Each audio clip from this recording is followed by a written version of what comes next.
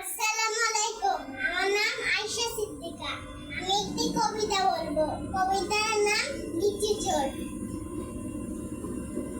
কবি কাজী নজরুল ইসলাম। বাবুদের ডাল পুকুরে, হাবুদের ডাল পুকুরে, সে কি বাস করলে তারা, বলি থাম একটু দাঁড়া।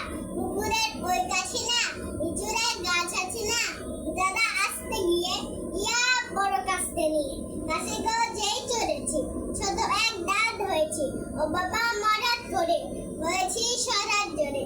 রবিবার বাড়ির ঘরে সে ছিল গাছের আড়ে, দাদা ভাই বড় নচ্ছা, ডুমাডুম গোদা দুচ্ছা, দিলে খুব কিল খুশি, একদম জ্বলছে খুশি।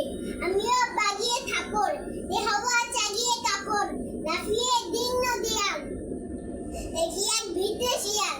আরে ধ্যাত, শিয়াল কোথা, ভেলো তার দাঁড়িয়ে হোতা, দেখি যাই আটকে ওঠা, পুকুরেও করলো ছুটা। আমি কই কম্মু কাবার,